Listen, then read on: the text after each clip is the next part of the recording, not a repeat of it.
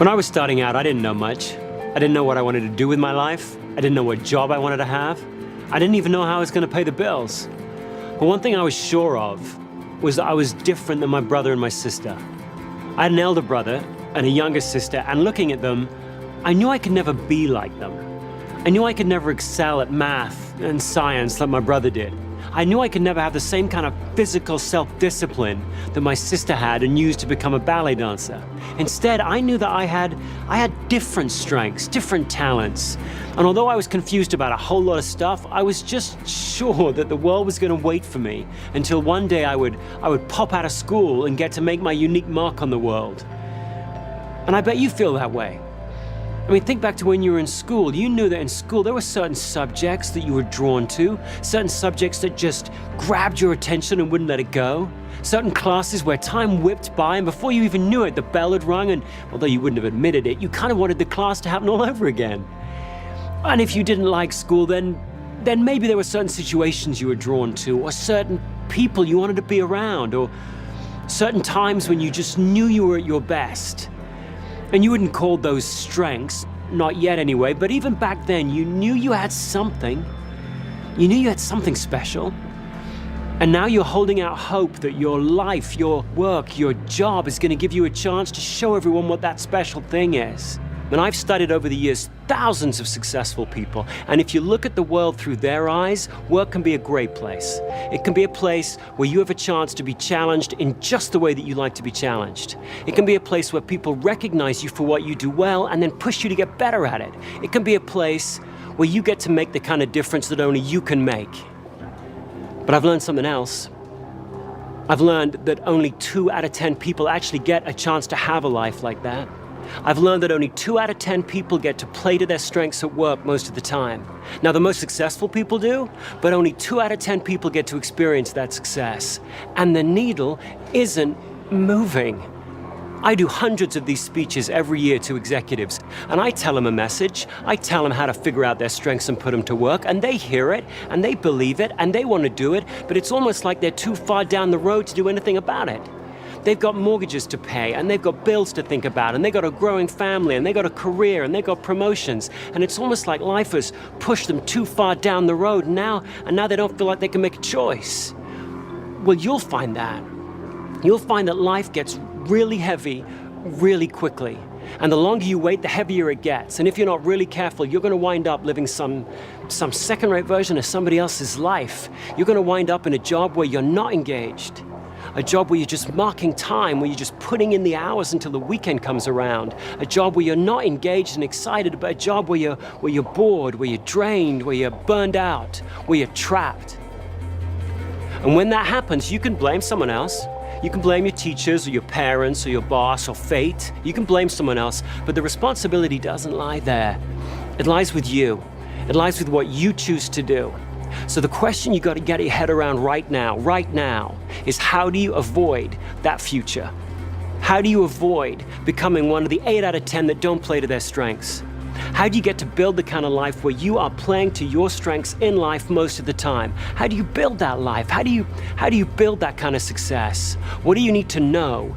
And what do you need to do before it's too late? Well, here are 3 myths that are going to hold you back. Now, other people are going to tell them that they're true, but they're not. You need to expose them for myths. You need to blow them up, figure out what's true, and then stencil it to your forehead, and don't let anyone ever tell you different. Here's the first myth, and everyone believes this one's true. The myth that as you grow older, your personality changes. It's not true. Here's what's true. As you grow older, you become more and more and more of who you already are. If you're really good at making friends now, you'll be even better at it in 20 years from now. If you're a neat freak now, then you're going to be a neater freak when you're 40. If you're an idea man now, you're going to be an idea man for the rest of your life. I have a son, Jackson. Jack's 6 years old, and already I know some stuff about Jack. I know this is a kid that craves structure. This is the kid that won't close the refrigerator door unless the ketchup's turned so the label's facing out. This is the kid where as I'm walking down a corridor in an airport pushing a cart, and I say to him, "Hey, Jack, jump on the cart, I'll push you around, it'll be great fun." This is the kid who very solemnly points to the little picture of the kid with the big red X through it, says, no way, it's against the rules. This is also a kid who's massively competitive. I don't mean in a way that all 6-year-olds prefer winning to losing. I mean in a way that when he is seized by it, he doesn't quite know what to do with himself. It's like a physical force. He's watching his favorite football team on TV and they start to lose, and he starts to squirm and twist in his chair, and after a while he just gets so angst up about it he has to jump up and bury his head in the cushions next door. Jack isn't going to grow out of it. He's going to have that same craving to win from 8 to 88. His dreams will change, his skills will change, his values will change, his beliefs will change, but the core of him, the strongest parts of his personality are going to remain the same, and so will yours. And that's okay. But of course what that means is that you need to get really good at describing what your strengths are. If your strengths don't change much during the course of your life, you need to become really specific at describing what they are. And most of us, frankly, are just terrible at that. You ask people in job interviews, what are your strengths? And people dance around and around that question and end up with vague, bland answers like, I'm good with people. I like making things happen. I'm a numbers guy. Well, no one's going to be impressed with that. If you're going to really push your time toward your strengths in life or in work, you've got to get much more specific than that. Now, you've been raised to believe that your strengths are what you're good at and your weaknesses are what you're bad at. But that's not true, is it really? Come on, think about it. You've got some stuff that you're good at that you hate. I mean, you're good at it, so people ask you to do it. In fact, they rely on you to do it, and maybe they've even pigeonholed you into doing it. But if you never had to do it again, it'd be too soon. What would you call that? I mean, I once had a friend who was a brilliant swimmer. At the age of 7, a lifeguard had seen him swimming in the sea, freestyle, told his parents had put him on a swim team, and all the way through school, he practiced and practiced. He did lap upon lap, swimming in the mornings, last thing at night, and he got on the swim team and he won meet after meet, broke record after record, and he hated it. In fact, he hated swim meets so much, he'd get crushing migraines before every one. What do you call that? What do you call that when nature's blessed you with a ton of ability and given you no appetite at all? Where you're brilliant at something and it bores you to tears. What do you call that? Well, you call that a weakness. A weakness is any activity that leaves you weaker after you've done it. Doesn't matter how good you are at it. If it leaves you weaker after you've done it, it's a weakness. And of course, a strength is the opposite. A strength, your strengths, are those activities that leave you feeling strong. Those things that you do that make you feel strong. You need to pay incredibly close attention to how you feel before, during, and after an activity, because your feelings will give you a clue to what your strengths are. If before you do an activity, you actually find yourself looking forward to it, it's a strength. If while you're doing it, you find that you're in the zone, time flies by, you can totally concentrate, it's a strength. If after you're done with it, you feel fulfilled, it's a strength. Not fulfilled as in, thank goodness that's over, but fulfilled as in jazzed or jacked up. That's a strength. Now, to discover what your strengths are then, you don't need someone to tell you what they are. You don't need to take a test. You can find out what your strengths are in a regular week of life. Here's what you should do. Just try this. Take a pad around with you for a week, and anytime you find yourself actually looking forward to doing something, doesn't matter what it is, anytime you find yourself actually looking forward to doing something, scribble it down.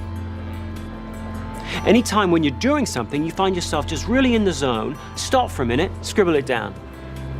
Anytime when you're done with something, you feel jacked up and enthused, scribble it down. Don't wait until the end of the day.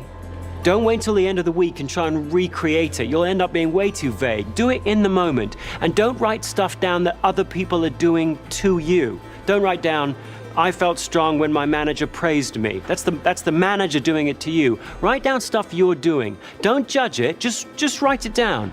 Verbs, stuff you're doing. I felt strong when I helped my mom understand that point I was trying to make. I felt strong when I cleaned up my room. I felt strong when I was retiling the bathroom. Doesn't really matter what it was. Just write it down. If you feel strong before, during, and after it, scribble it down. And then at the end of the week, what you'll find is you'll have a long list of activities. Well, scan that list and pick the 3 that really leap out at you. Those are your strengths. And then when people ask you about your strengths in job interviews or in the work situation, or when you're trying to think about what you're going to do with your life, look at those 3 activities, talk about those 3 activities. Use phrases like, I'm at my best when, or I feel strong when, and then describe exactly what you wrote down.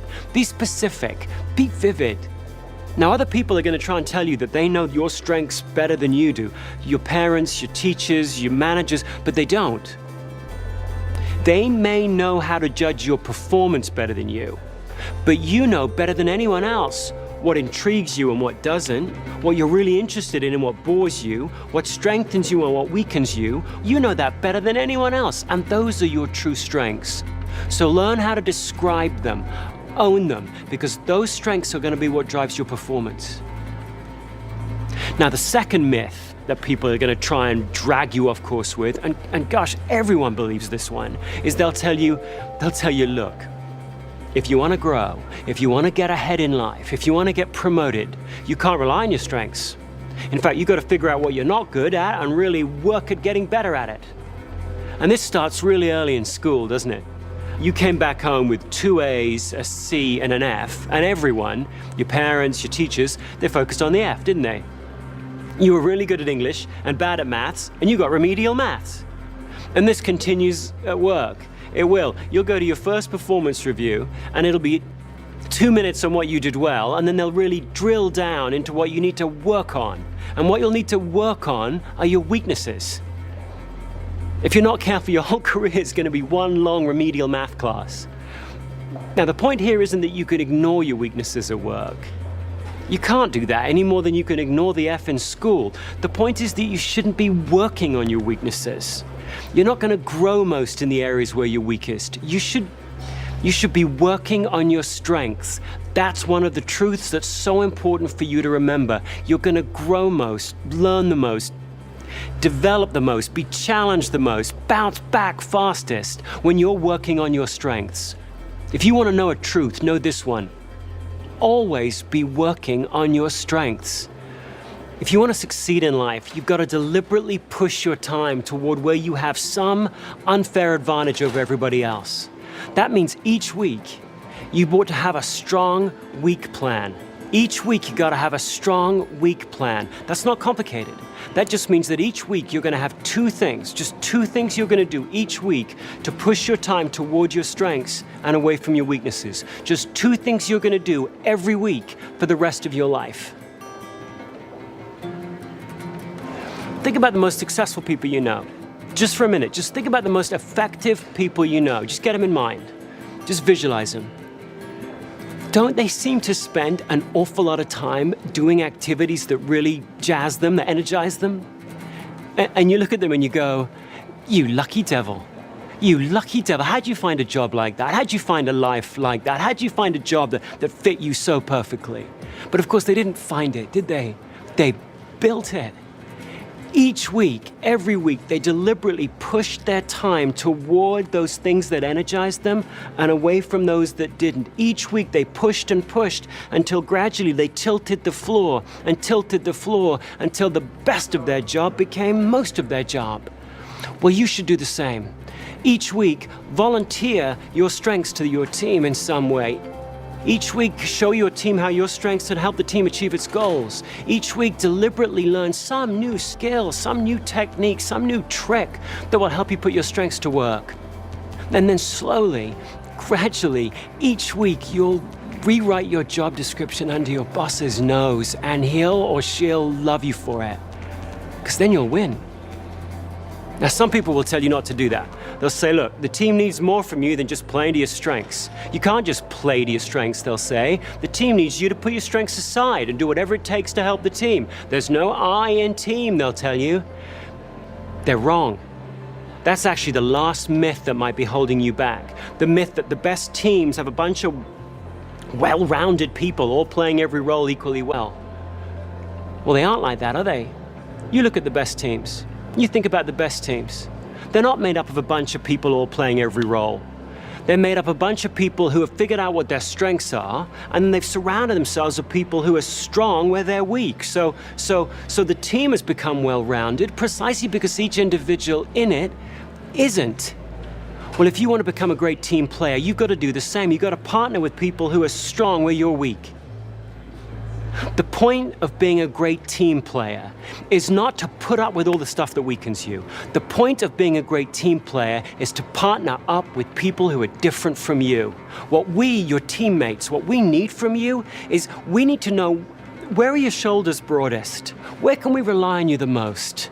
When the pressure's really on, where can we count on you the most? When the pressure's really on, what plays can you run? And you need to know the same from us so that we can partner up and get stronger together. Now, to be that kind of team player, the kind of person who knows their strengths, knows their weaknesses, and can stand up for both, that takes a lot of courage. That takes a lot of honesty. Warren Buffett, second richest man in the world, he knows a fair bit about that kind of honesty, that kind of courage. Recently, he did something really strange, didn't he? He gave away $31 billion to the Bill and Melinda Gates Foundation. And he held a press conference to try and explain why he would do such a thing, where somebody said, hey, why'd you give all your money to somebody else's charity? And he gave two answers. One of them predictable, the other one just odd. The predictable one was this. He said, I gave it to the Gates Foundation because they can give it away better than I can. They are better than me, so I'll give it to them. They'll give the money away better than me. Typical, practical, Buffett-like answer. And if he'd have left it at that, we'd have chalked it up to just another example of Warren Buffett being smarter and wiser and humbler than the rest of us. But he didn't leave it at that. He couldn't. In the Buffett equivalent of Jack jumping up from the sofa, he couldn't help himself. He went on and he said, besides, charity's no fun for me. Who says that? I mean, some of us may occasionally think that, but who says charity's no fun for me? Imagine the kind of courage and self-assurance it takes to stand up in front of the world and go, you know what? That's not me. In work, that would be like you saying, you know what? I don't want to be a manager. I don't like being responsible for other people's work. When everyone's telling you that to get ahead, you should want that you should want that job, that you should want to be promoted, it takes a strong person to be able to stand up and go, you know what? That's just not me. Now, when Warren Buffett said that, he wasn't trying to hand off all the rotten jobs off to somebody else. He wasn't saying that charity is stupid work. He wasn't disrespecting the goals of charity. He was saying something much wiser, much smarter, wasn't he? He was saying, look, I so respect the goals of charity, they can't be entrusted to a guy like me. Well, if you're going to be a great team player, you've got to have that kind of courage. You've got to have that kind of honesty. You've got to be able to take a stand for your strengths and then fess up to your weaknesses. And then surround yourself with people who are strengthened by the very things that weaken you. Then, and only then, are you going to achieve the kind of success that you always knew you could achieve. Now, I'm not saying this is going to be easy. It's not going to be easy to stay on your strengths path. Not least because other people, well-meaning people like your manager or your parents or whoever, are going to try and drag you off it. You'll go back, you'll use your strengths, you'll be successful, and then people will offer you a bigger job, a better job, with more money, a nicer desk, a better view. And some of those jobs you should take, but some of them you shouldn't, because they don't allow you to play to your strengths. And if you're not really careful, you're going to wind up over-promoted in a job that you shouldn't have. Well, the only person who has to stay clear-headed enough to figure out which doors to march through and which doors to slam shut is you. And I'm not saying this journey is without risk either. The whole strengths journey that you should be on for your life, there's risk to that. There's risk that one day you're going to go back and go all out with all of your strengths and not win. Like my son Jack will take all of his competitiveness, just really go all out with it and not outperform a competitor. That's a bitter pill to swallow, that is. Or maybe there's a risk that you'll go back and you'll say to your manager, I'm weakened by confrontation. And she'll go, like I care? You're trying to just hand off all the rotten stuff off to some other person. So yeah, there's risk that you'll be misunderstood. But a writer, Anais Nin, had a great line on risk. She said this, she said, and the day came when the risk it took to remain all tight in the bud became greater than the risk it took to blossom. There's risks to blossoming. There's risks to betting your life, your career, your success, your satisfaction on your strengths. But you know that from this day forward, the risks of not doing so are far greater. Because here's what I know. One, I know you have strengths. Whatever you think about in terms of your strengths and weaknesses, there are certain activities that make you feel strong. You have strengths. Two, I know that no one's got quite the same configuration, quite the same pattern of strengths and weaknesses as you do. The least interesting thing about you is your race, your sex, your age, your nationality. All the really interesting, unique things about you are beneath the surface, and no one's got quite the same strengths and weaknesses as you. Third, I believe that you'll be your most creative, most effective, most productive, most resilient when you figure out how to play to your strengths most of the time. And last, I believe that everyone will win when you do. You'll win, your company will win, your friends will win, your family will win, the world will win, everyone will win when you do. That's what I believe. But it doesn't matter what I believe. In the end, it matters only what you believe. So let tomorrow be a different day than today was. Let tomorrow be a stronger day than today was. By which I simply mean let tomorrow begin with you looking in the mirror and saying to yourself, what are my strengths and how can I contribute them today? And then let every day after that start the same way. Because you've always known what your strengths are. You've always known what was inside of you. So trust them, be proud of them, and go out and make your mark.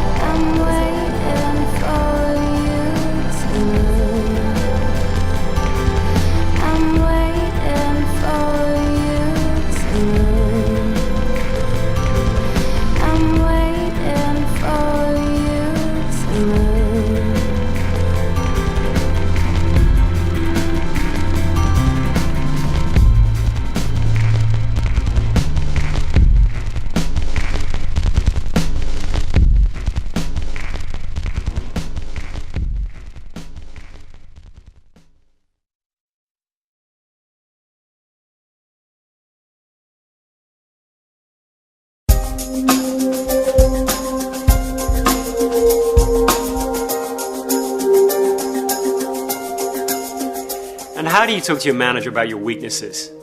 I mean, in most working places that I've been into, you're not supposed to have any weaknesses. By the time you get to any level of responsibility at all, you're supposed to be well nigh perfect. I mean, imagine walking into your manager's office and going, I don't have a strategic bone in my body. No, just strategy, surgically removed at birth for me. I can ask lots of what-if questions, I just don't have any answers. Or how about walking in and going, no, I'm just not a visionary. Can't see anything beyond around what's the next corner. Sorry, functionally blind beyond that area. I mean, who says that? Who says that? It sounds like you're like a First World War soldier going up to your captain and saying, I'm not really a go up over the trench kind of a soldier. I'm more of a stay at home, clean up the trench. You guys go up over the trench, I'll come back, it'll be spotless. I mean, come on. Who says that these days? And yet you've got to have the conversations. You've got to be able to talk to your manager about what weakens you. If for no other reason, then he or she's got to figure out how to cast you in the right roles. If you're going to manage around your weaknesses, you've got to talk to someone about it. You've got to talk to your manager about it. How do you do that? Well, here are two suggestions. First, don't say, this is a weakness of mine.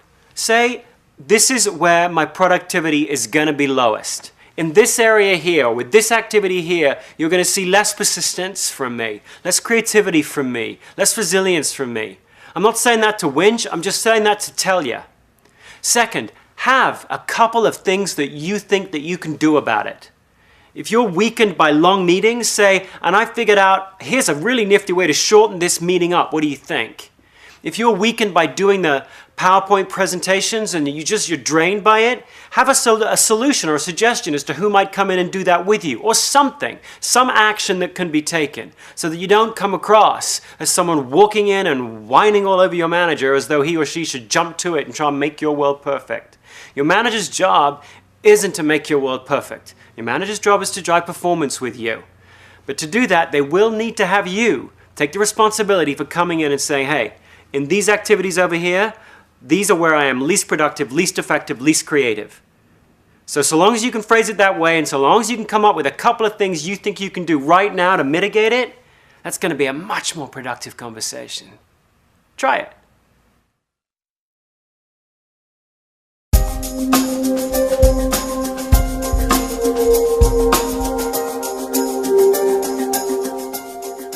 There was a great Broadway musical a couple of years ago called I Love You, You're Perfect, Now Change, which is pretty funny on the Broadway stage, but it's often something that we feel about our colleagues or our employees or our spouse or our family members for that matter. I love you, you're perfect, now change.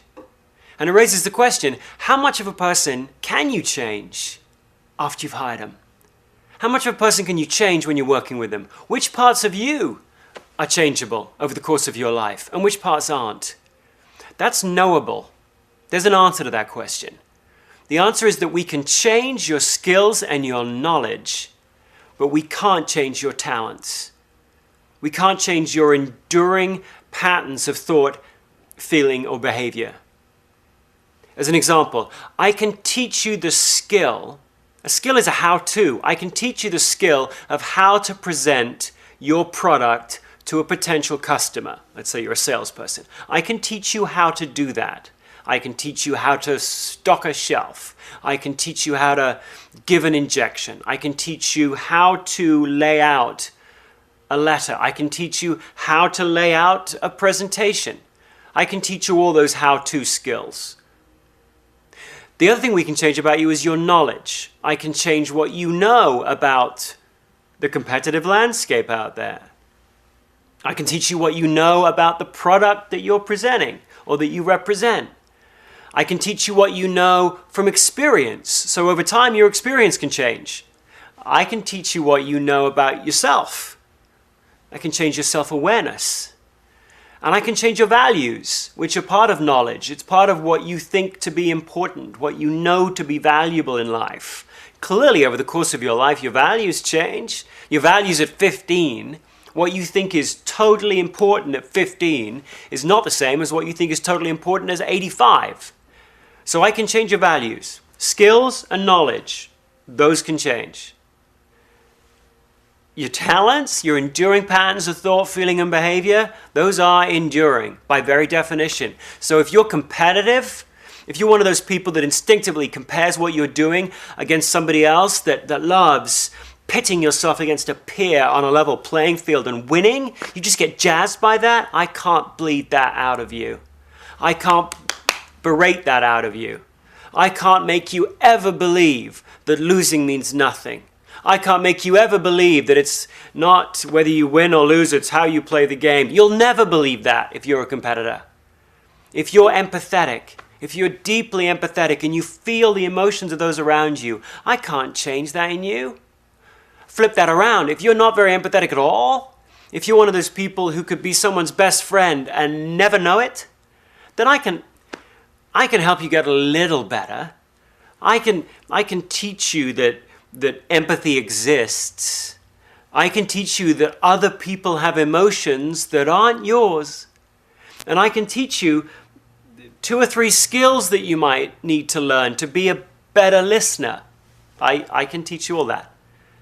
But the only thing I'm going to do there is help you go from having no empathy to having some sort of karaoke version of empathy. I can help you get a little better. But in terms of those deep, recurring patterns of who you are, how empathetic you are, how focused you are, how competitive you are, how strong your need for achievement is, how driving your craving for significance is, how altruistic you are, I can't change those about you. Those are recognizable to you and your friends in the schoolyard, and they'll be recognizable by your grandkids when you're 85 years old. Those are the enduring parts of who you are. You need to trust them, own them, honor them, and then figure out a way to combine them with skills and knowledge, and so make a real impact in the world.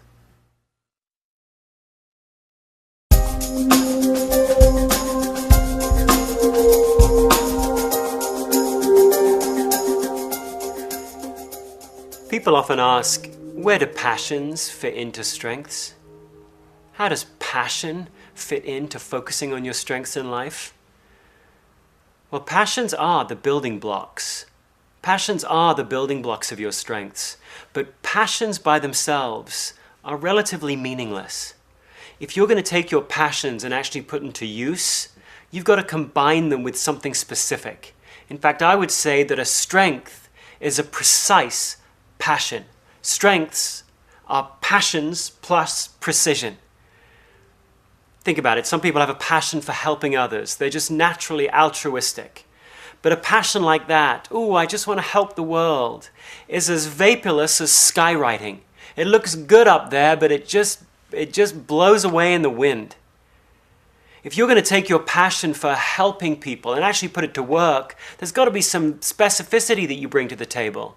You could take your passion for helping others and turn it into the discipline and the specific activities of being an ER nurse and working in the frenzied triage environment of a trauma unit. Or you could take your passion for helping others and turn it into the much different set of activities involved in being a grief counselor in a hospice. The activities that fill a week of a grief counselor in a hospice couldn't be any more different than the activities that fill the week of a trauma nurse. And yet both of them are under the passion of helping others. So if you really want to take responsibility for your passions, listen to them. Write them up in the sky there. But then over the course of your life, it's your responsibility to bring them down to earth and put some specificity, some specific actions, some specific activities to those passions of yours. Early on in life, I discovered that I had a passion for asking questions. I had a passion even for interviewing. I took it from asking questions to, I have a passion from interviewing. I took it from 30,000 feet to 5,000 feet. But actually, even that wasn't specific enough because I realized I didn't actually love interviewing. I loved interviewing people that are good at their job about why they're good. I love anybody who's great at their job, whether it's a housekeeper or the president or the chief of staff of the army or a sergeant, doesn't really matter. So long as they're brilliant at their job, I love asking them why they're so good at what they do. I'm invigorated by that, passionate about that. But I'm not passionate about interviewing somebody who's good at their job about their political beliefs. I'm not passionate about interviewing someone who's bad at their job to help them get better. Sometimes I wish I were. Sometimes I wish I was passionate about helping someone who was struggling at their job to improve. But for no good reason that I can see, I'm not really.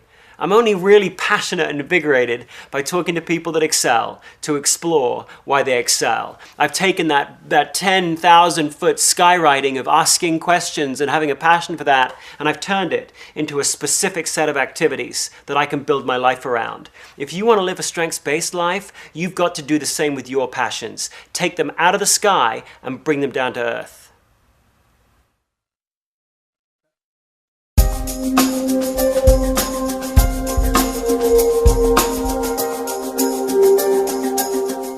I once worked with this guy that just bugged me.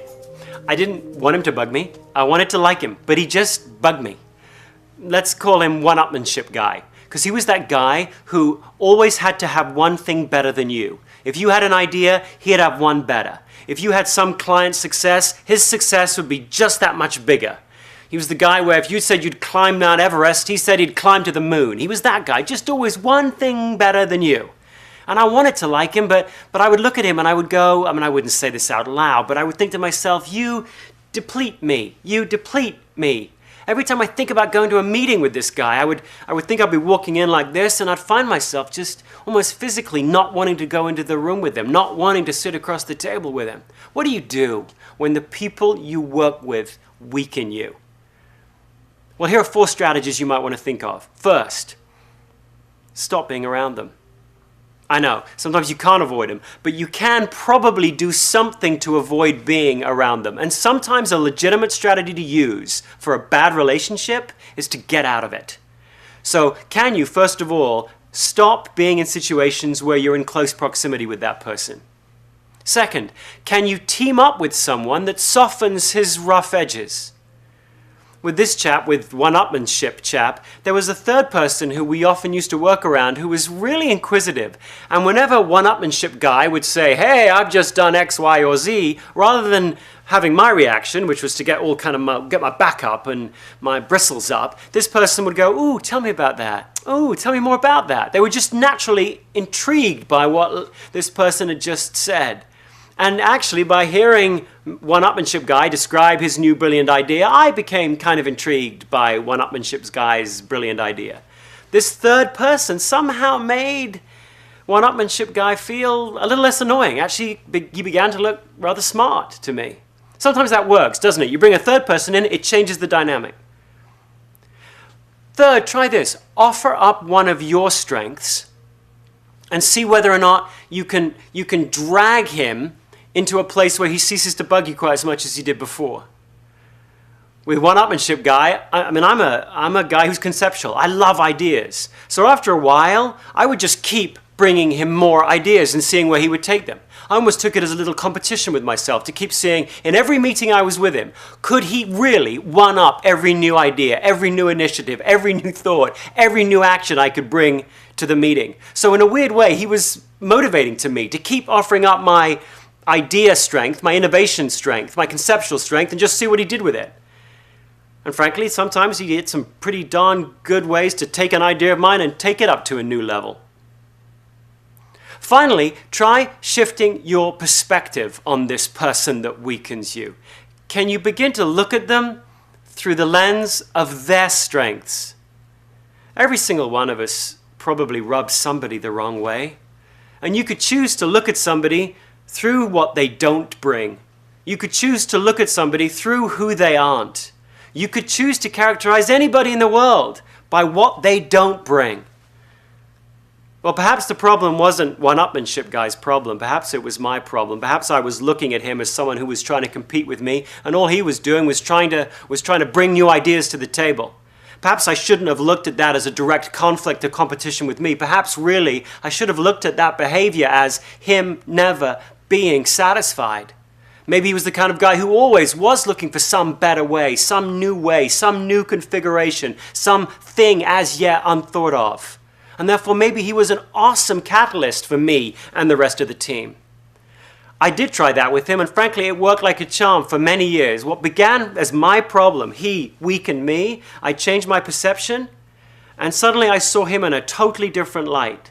I'm not saying that will work with you every time. To go back to the original S, sometimes you do have to stop being around people. But there are other strategies you can try before you just opt out of the relationship and blame the other person.